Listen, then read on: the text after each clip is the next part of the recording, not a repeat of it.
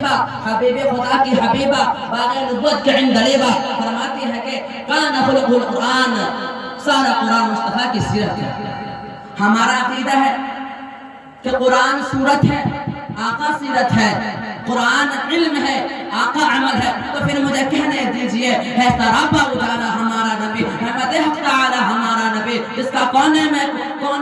کوئی ثانی نہیں، وہ جب سے نرالا ہمارا نبی، بے کسوں کا سہارا ہمارا نبی، عاشقوں کا سہارا ہمارا نبی، یتیموں ضعیفوں کا فریاد سن ہے سراپا اجالا ہمارا نبی۔ اب کوئی نبی قیامت تلک نہ آئے گا، اب قیامت تلک ہے ہمارا نبی۔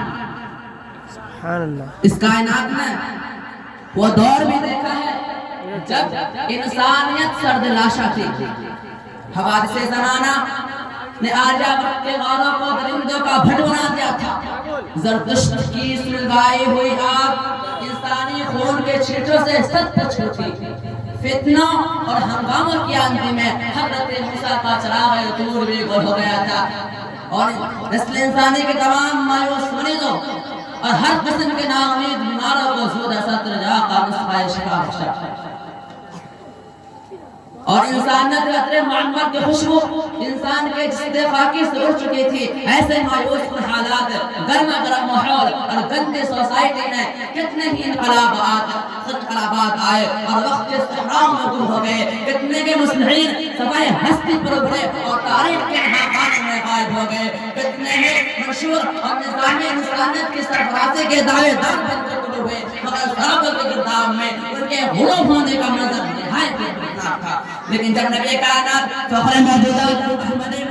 محمد مصطفیٰ سرور کائنات صلی اللہ علیہ وسلم نے جبال بطحا کی چوٹیوں سے اپنی انقلابی سفر کا آغاز کیا، تو اپنے لازوال اس وقت کردار جس کی ابدیت مسلمہ اور جس کے جامعیت انسانیت کا سفر برا معراج ہے کے ذریعے انسانیت کو حیات نو بخشتے، غمزدوں کو زندگی کا شعور دیا، امیروں اور غریبوں کے درمیان امتیازات کا خاتمہ کیا، کمزوروں اور بے بسوں کے استحصال پر قدم لگایا اور امیروں کی حمایت کے نشے کو چکنا چور کر دیا۔ جی ہاں، میں کہتا ہوں وہ اپنے قلم اٹھا کر تہران کے وادیوں سے مگر روئے زمین پر پھول برساتا اور مستعجا بلا سناتا ہوا چھا گیا، پوری دھرتی کے چپے چپے پر پھول کھلا کر رستا، دشت و شہر نے اس سے آسود کی حاضر کی، بہروں پر اس سے سیلاب ہوئے، شمستانوں نے اس سے رونق پائی، ویرانوں کو اس کی فیض بخشی نے تعلق گہت سے معمور کر دیا، اہل عرب مستفید ہوئے، باشم خدان عجب نے قصہ فیض کیا، یورپ نے اس کی خوششی نے کی اور ایشیا اس کا گرویدہ بنا۔ دنیا کے تمام گمراہوں کو وادی ضلالت سے نکالنے کی اس نے رہنمائی کی،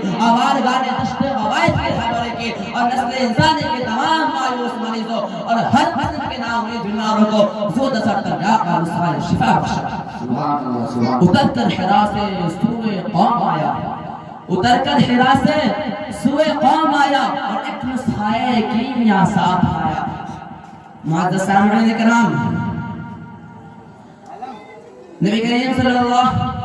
اس تمدستان انسانیت کو اسوہ حضور صلی اللہ علیہ وسلم کا نام ملا۔ یہ اس امی لقب مگر دانا و بینا ہستی کا فیضان تھا، جس کی سیرت آیت کلام ربانی میں ڈھل کر قرآن ناطق کا روح اختیار کر چکی تھی۔ وہ جو صادق تھا اور امین بھی، جو ملک کا بہترین شہری بھی تھا اور کشور اسلام کا تاریخ کا خبرہ بھی، جو سالار افواج بھی تھا اور مقنن اعظم بھی، جو شارح قرآن بھی تھا اور شاکر اسلام بھی، جو قاضی القضات بھی تھا اور معیشت کے اختہ سلجھانے والا تاجر بھی، جو بستی کے چڑھائی پر بیٹھتا تھا مگر ماضی حال مستقبل تینوں زمانوں کا مقابل گرفت کرتا تھا، جو ہاں وہی جو انک لعلی خلق عظیم کی تربیت تھا، ہاں وہی وما ينطق عن الهوى ان هو الا وحی یوحی کی تصویر تھا۔ جی ہاں، وہ تلوار کی نوک سے نہیں بلکہ زبان کی تاثیر سے دلوں پر حکومت کرتا تھا، جس کے کردار کی عظمتوں کو دیکھ کر اغیار بھی ان کی توصیف انسان ہو گئے۔ انسانیت کے دل نشیں معیار آپ ہیں، انسانیت کے دل نشیں معیار آپ ہیں، دنیا ہے دشت و گلزار آپ ہیں۔ محترم سامعین کرام، ہر دور کے مصلحین کے مقام و مرتبہ کا تعین کرنے کے لیے عظمت انسانیت کے معیار کو پیش نظر رکھنا پڑتا ہے، مگر نبی کائنات کو سوائے لازوال اس بلندی کو چھو رہا ہے جہاں انسانی ذہنوں کے تخلیق کردہ تمام معیار کو توڑ دیتے ہیں، اور آپ کے سیرت و کردار کے آئینے میں عظمت انسانیت کا جو اہم چیلنج معیار وجود میں آتا ہے، اس کے اول بھی آپ ہیں اور آخر بھی آپ ہیں، اور آخر میں ایسا کیوں نہ ہو کہوں کہ جبکہ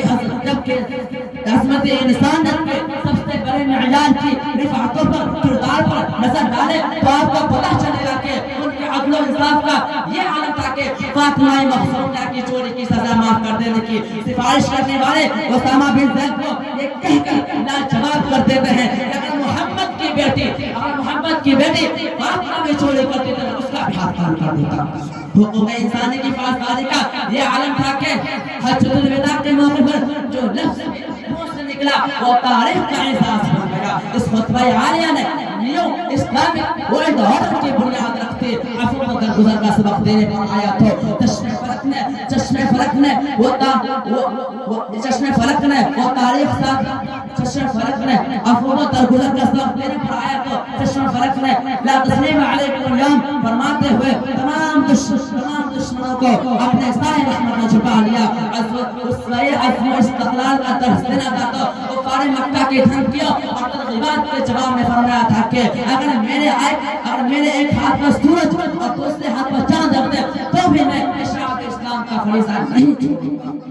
آخر تو وہی وجہ ہے کہ غیر مسلم دانشور مائیکل ایچ ہارٹ اپنے کتاب دا ہینڈ ریڈ میں نبی کائنات کو اولین مقام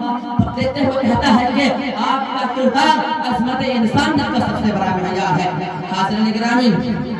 آپ کا سیرت مکمل،